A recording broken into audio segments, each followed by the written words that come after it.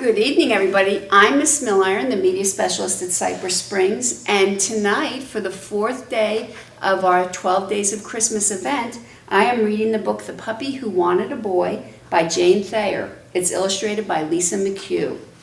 We're so glad you joined us for this evening's story. One day, Petey, who was a puppy, said to his mother, who was a dog, "I'd like a boy for Christmas." His mother, who was a dog, said she thought he could have a boy if he was a very good puppy. So the day before Christmas, Petey's mother asked, "Have you been a very good puppy?" "Oh, yes," said Petey. "I didn't frighten the cat." "You didn't?" asked Petey's mother. "Well, I frightened her a little," said Petey, "and I didn't chew any shoes." "Not any?" said his mother.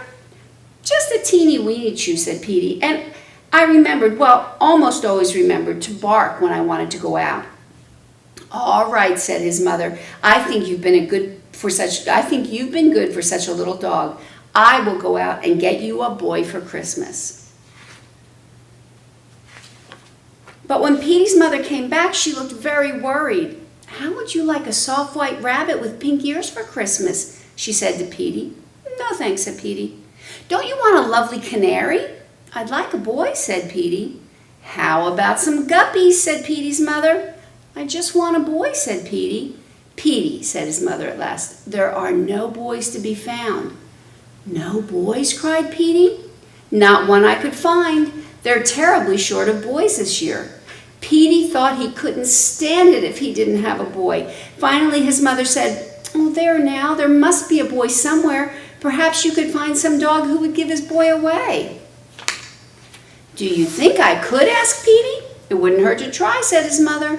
So Petey started off. It wasn't long before he saw a collie racing with a boy on a bicycle.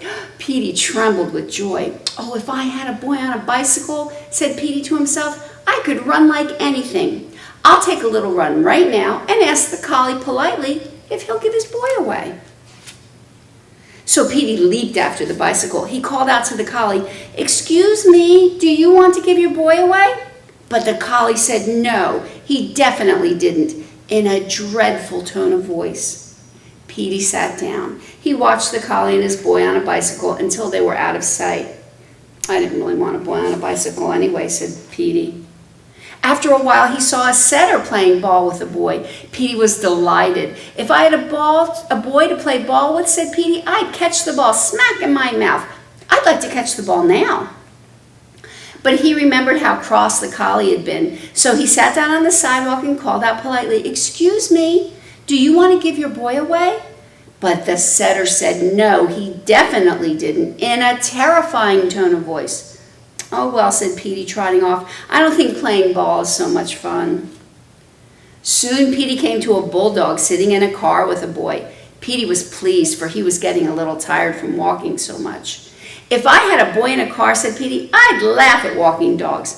I'd like a ride right now." So he called out loudly but very politely, "Excuse me, do you want to give your boy away?" But the bulldog said no, he definitely didn't. And he growled in Petey's face. "Uh-oh," said Petey. He hurried behind a house and stayed there until he saw the bulldog and his boy drive away. "Well, who wants to go riding in a car? Not me," said Petey, coming out from behind the house. He thought he would rest just a while, though. He had come a long way for such a little dog. He was limping a little bit when he started off again. After a while, he met a Scotty walking with his boy and carrying a package in his mouth.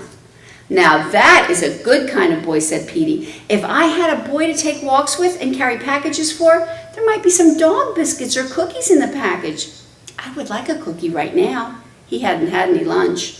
But he remembered how cross the collie and the setter and the bulldog had been. So he stayed across the street and shouted at the top of his lungs, but polite as could be, "Excuse me, do you want to give your boy away?" The Scotty had his mouth full with the package, but he managed to say no, he definitely didn't. And he showed his sharp teeth to Petey. "I guess that wasn't my kind of boy I wanted either," said poor Petey. "But my goodness, where can I find a boy?" Well, Petey trotted on, but he couldn't find a single dog who would give his boy away. Petey's ears began to droop. His tail grew limp. His little legs were very tired. My mother was right, he thought. There isn't a boy to be found. Just as it was getting dark, he came to a large building on the very edge of town. Petey was walking by slowly when he saw a sign, "Home for Boys." "Maybe I could find a boy here," said Petey to himself. "These boys have no parents and no dog to take care of them either." He padded slowly up the walk of the home. He was so tired he could hardly lift his little paws. Then Petey stopped. He listened. He could hear music. He looked through the window. He saw a lighted Christmas tree and children singing carols. Then Petey saw something else. On the front step of the building, all by himself, sat a boy. He was not a very big boy, and he looked lonely. Petey gave a glad little cry. He forgot about being tired. He leaped up and landed in the boy's lap. Sniff, sniff went Petey's little nose. Wag, wag went Petey's tail. He kissed the little boy with his warm, wet tongue. How glad the boy was to see Petey. He put both his arms around the little dog and hugged him tight. Then the front door opened and a lady looked out. "Why, here you are, Ricky," she said. "What is our newest boy doing out here all alone? Come on in and sit near the Christmas tree." Petey sat very still. The boy sat still. The boy looked up at the lady and down at Petey.